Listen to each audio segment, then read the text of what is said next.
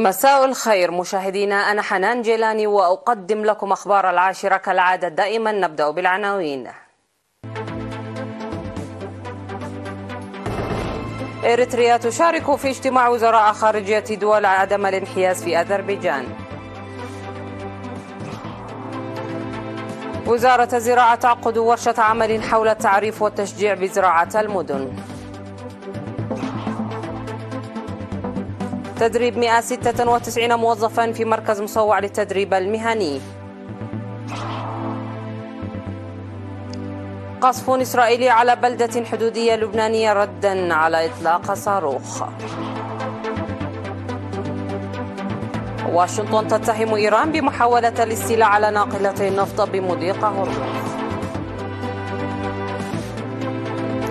يلين في بكين لتعزيز الروابط الصينية الأمريكية في ظل التوتر.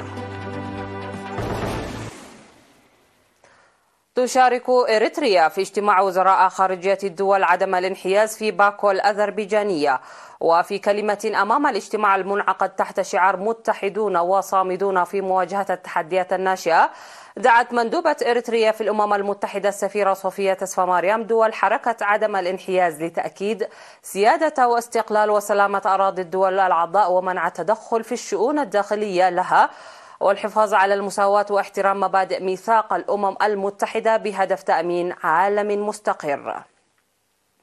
وذكرت السفيرة صوفيا أن حركة عدم الانحياز تعتبر أكبر حركة عالمية بعد منظمة الأمم المتحدة، وتسعى جاهدة لإرساء نظام عالمي ذات الأبعاد المتعددة بهدف تفعيل مبادئ الصداقة والتعاون، وتلعب دورا كبيرا في تأهب الجهود الدولية، داعية الحركة لمواجهة التحديات الدولية بهذه الروح.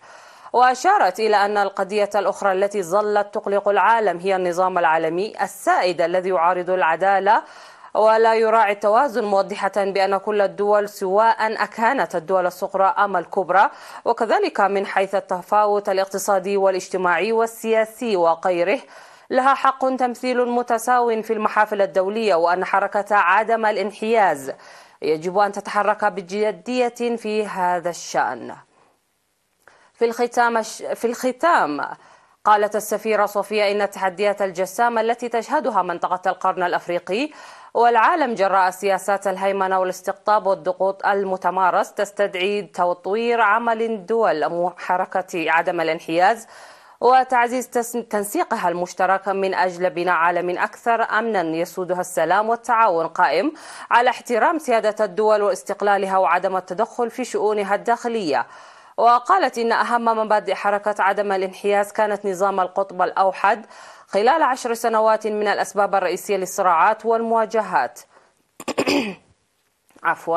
وشددت على أن النظام العالمي ذو الجوانب المتعددة يدعو الدول الأعضاء في الحركة إلى تعزيز وتكثيف جهودها لإنهاء المعاناة الإنسانية التي تطول العديد من الدول وتضر بأمن واستقرار ورفاهة شعوبها.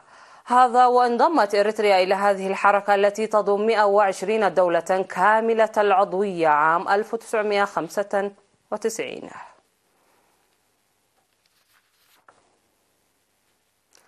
عقدت وزارة الزراعة في 4 و5 من يوليو في مدينة أسمرة ورشة عمل على مستوى البلاد تركزت حول التعريف والتشجيع بزراعة المدن. ونظم الورشة المقدمة نظريا وتطبيقيا فرع نظام المعلومات الاستراتيجية بوزارة الزراعة، وركزت على زراعة استراتيجية وخاصة الزراعة بدون تربة والزراعة المنزلية بالتقطير وإعادة تدوير النفايات المنزلية، وكذلك التعريف بأنواع وأساليب الزراعة الرئيسية. وأشار مسؤول وحدة الاختراع والتقنية الزراعية وكذلك منسقة الورشة السيدة ألماس جابري يوهانس إلى أن الهدف الرئيسي من الورشة هو التعريف بزراعة المدن وتشجيع ممثلي المواطنين والخبراء، وكانت ورشة ناجحة. وذكرت السيدة ألماز أن زراعة المدن المدعومة علميا تلعب دورا كبيرا في ضمان الغذاء المتكامل، مناشدة كافة أفراد المجتمع للمساهمة بفعالية. وناشد المشاركون لتنظيم حملات توعية مكثفة بهدف رفع فهم المواطن والجهات المنفذة إدراكا لأهمية زراعة المدن وخلق آليات تساعد في تسخير النفايات في مصالح المجتمع وإعداد برامج خاصة للطلاب والمدارس باعتبارهم نواة المجتمع وجعلهم يقومون بحملات توعية فاعلة، وتجهيز معدات تسهيلية لازمة لتنفيذ هذه الأهداف. وعلى الجهات المنفذة القيام بمتابعة جادة من أجل تفعيل زراعة المدن في وقت وجيز إدراكا لأهميتها الكبيرة. وشارك في هذه الورشة ممثلو الأقاليم من مدراء المديريات وإدارات المدن وخبراء الزراعة وممثلو معلمي الزراعة في المدارس الثانوية.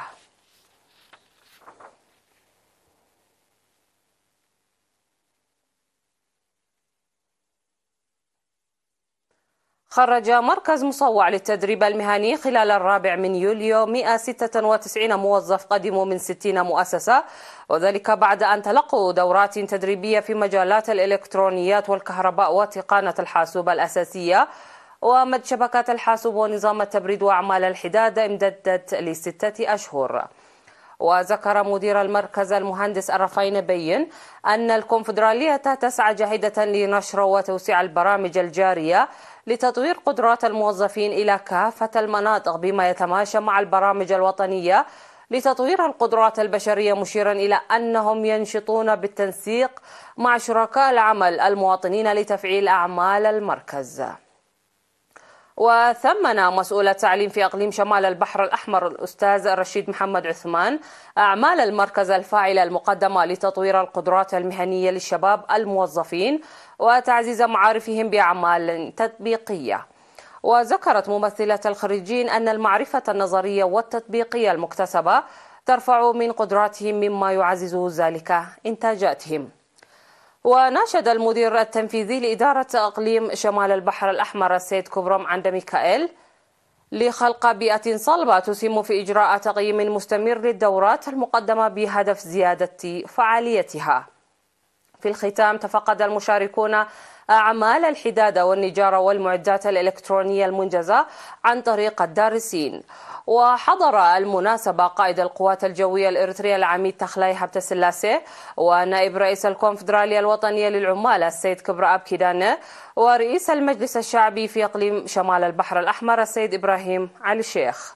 هذا وتقدم مركز مصوع للتدريب المهني منذ إنشائها عام 2017 922 موظف، بينهم 299 موظفة ب7 مجالات.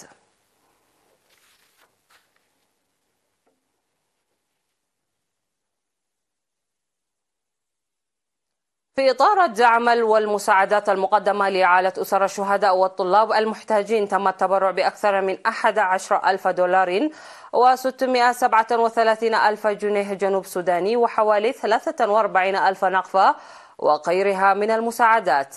وبموجب ذلك تبرع مواطن يقيم في جنوب السودان ب7,200 دولار أمريكي، والمواطنون المقيمون في مدينتي آويل ب4,000 دولار وبنتو ب637 ألف جنيه جنوب سوداني و200 دولار أمريكي لإعالة أسر الشهداء حسب المعلومات الواردة من السفارة الإريترية بجنوب السودان. كما تبرع موظفو الجمارك والجوازات بمدينة مصوع 18 ألف نقفة ل3 أسر شهداء بواقع 6,000 لكل أسرة. من جهة ثانية تبرع سكان مديرية أخرية في الإقليم الأوسط ماليا وعينيا بلغت 33 ألف نقفة ل31 طالب محتاج أكمل الصف 11 من مدرستي حرنت والضياء، ويستعدون للذهاب إلى ساوى لإكمال الصف 12 بمدرسة وارساي كألو وأداء الخدمة الوطنية. وأوضحت مديرة المديرية السيدة ليا برخة آب أن 25,200 نقفة قدم ماليا و7,750 نقفة عينيا.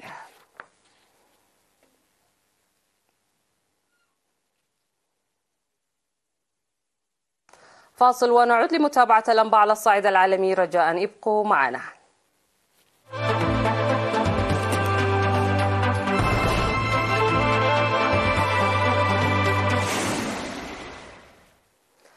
قال جيش الاحتلال الإسرائيلي أنه أطلق 15 قذيفة مدفعية على منطقة كفر شوبا الحدودية جنوب لبنان ردا على إطلاق صاروخ منها منها سقط جزءا من حطامه داخل إسرائيل. وعقب ذلك دعت قوة الأمم المتحدة المؤقتة في لبنان يونيفيل إلى الحفاظ على الهدوء في الحدود بين لبنان وإسرائيل.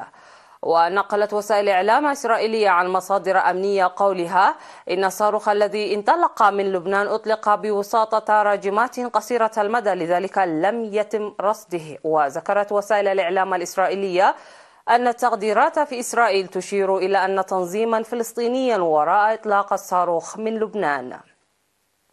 وذكرت الوكالة الوطنية للإعلام في لبنان أن أكثر من 15 قذيفة سقطت على أطراف بلدة كفر شوبة ومزرعة حلتة.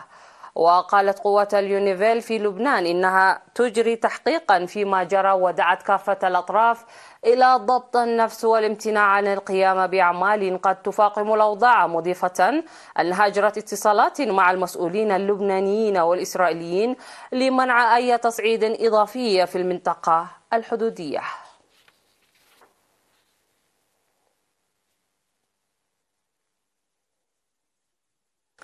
اتهمت البحرية الأمريكية إيران بمحاولة الاستيلاء على ناقلتي نفط في خليج عمان قرب مضيق هرمز، مشيرة إلى أن قواتها أحبطت العملية. بينما قالت هيئة عمليات التجارة البحرية البريطانية إن عيرة نارية أطلقت على ناقلة النفط قبالة ساحل العاصمة العمانية مسقط. من جانبه نفى مصدر عسكري إيراني مطلع سعي قوارب إيرانية لاحتجاز ناقلتي النفط قرب مضيق هرمز وفق ما نقلت وكالة الأنباء الإيرانية. وأكد أن إطلاق النار على السفينة الإيرانية لم يسفر عن أي إصابات أو أضرار جسيمة، معلنا أن البحرية الإيرانية تراجعت بعد استجابة البحرية الأمريكية لإشارات الاستغاثة من الناقلتين النفطيتين اللتين واصلتا رحلتيهما بشكل طبيعي. وذكرت البحرية الأمريكية أن إيران احتجزت 5 سفن تجارية على الأقل خلال العامين الماضيين، كما اعترضت عدة سفن أخرى، لافتة إلى أن غالبية الحوادث وقعت في نطاق مضيق هرمز.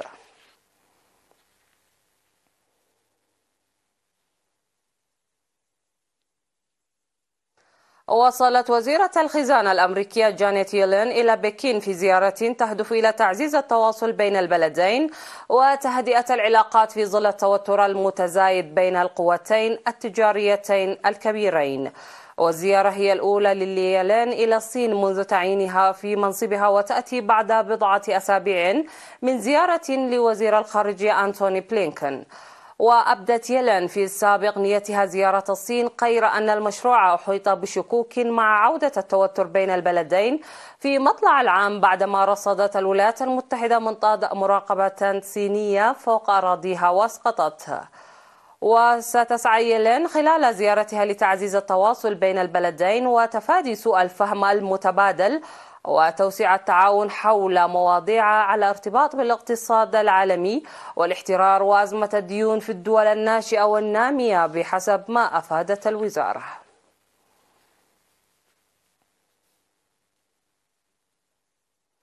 تسبب تسرب غاز سام في أحد الأحياء العشوائية بالقرب من جوهانسبرغ يشتبه بارتباطه بأعمال تنقيب غير شرعية في مناجم قديمة للذهب بمقتل 16 شخص بينهم نساء وأطفال، وفق ما ذكرت هيئة خدمات الطوارئ في جنوب أفريقيا. ويعتقد أن الحادث المميت الذي وقع مرتبط بأنشطة تعدين غير شرعية في حي أنجيلو العشوائية بالقرب من ضاحية بوسكبرغ شرق جوهانسبرغ.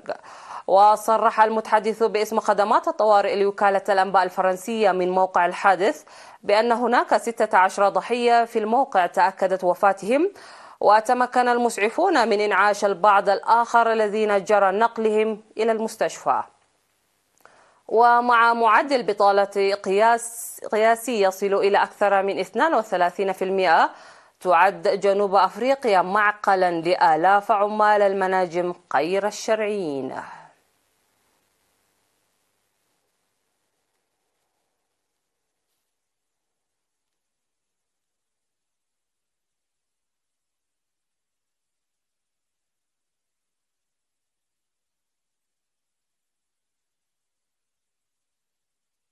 في الختام إليكم تذكيرا بأهم ما جاء في هذه النشرة.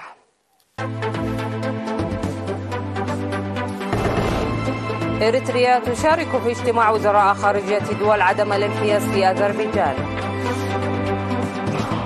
وزارة الزراعة تعقد ورشة عمل حول التعريف والتشجيع بزراعة المدن. تدريب 196 موظفا في مركز مصوع للتدريب المهني.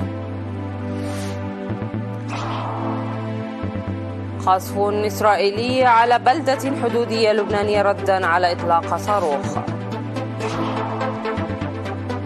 واشنطن تتهم إيران بمحاولة الاستيلاء على ناقلتي النفط بمضيق هرمز. يلين في بكين لتعزيز الروابط الصينية الأمريكية في ظل التوتر. انتهت النشرة قدمناها لكم من تلفزيون دولة إريتريا. إلى اللقاء.